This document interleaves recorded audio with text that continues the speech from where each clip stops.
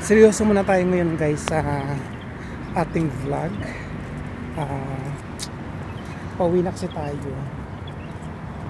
Pauwi na tayo. Ayan no. Pauwi na tayo ngayon. Pauwi na tayo sa ating accommodation. Ganda dito oh. Lamig na ng hangin. So pumunta tayo dito. Oh, ang gandang sarap. Ayan, kung nakita nyo lang guys, grabe ang lamig. Winter na pala kasi dito. Ay, hindi pala winter, winter na. Tingnan nyo yung buhok ko. Mahaba na yung parking na nag-aeroplano. Sombrero ko, lumipad na. Ang sarap magtambay dito guys kasi grabe. Sarap ng hangin, parang ano, lechon kawali lang. Sombrero mo na kasi nga sombrero ako kasi malamig naman yung panahon pero medyo ano lang siya, medyo mainit lang.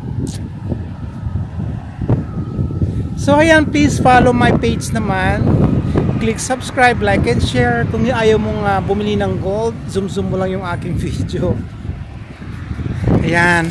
Seryoso na ulit tayo guys. Maglalakad na ulit tayo. Pero ganda. Lamig dito oh. Lamig ng mga ano, puno.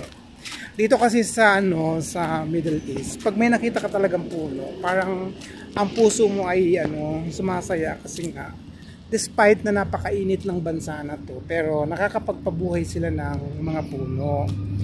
Ang pag-aalaga ng puno na to guys is napakahirap din kasi kailangan i-maintain yung pagdidilig. Ang pagdidilig dito may mga hose yan na nakalagay sa puno. Papakita ko sa inyo. Akyat tayo guys, papakita ko sa inyo yung akyatan ko. So yan, akyat tayo kasi papakita ko sa inyo yung ano doon, yung puno ng puno ng ano ng kahoy. Ayan. So diba ito yung kahoy? So yan yung mga tubo. So yan, dyan lumalabas yung tubig para magdilig siya. Everyday yan. So everyday, diba? So ganun sila. Ganun kahirap yung ano mag-maintain dito sa puno na to. Tapos yun, may pusa doon.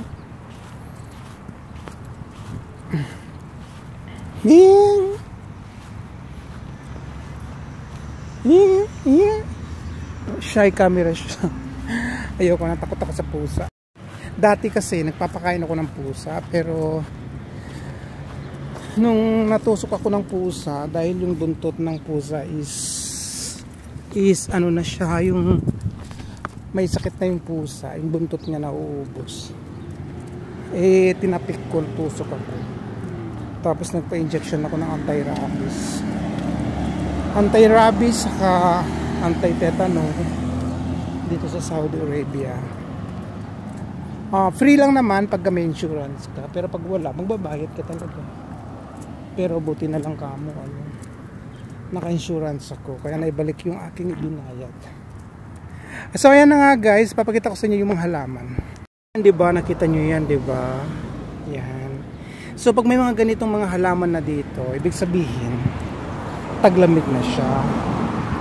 Ayan, kaya meron na siyang mga halaman na dito. Kasi pag yung talagang summer na summer, eh talagang wala pang sasakyan, so tatawid na tayo. Pag summer na summer talaga, yung abot ng mga 45 ganyan, hindi yan sila mabubuhay. So nakatawid na tayo guys sa ating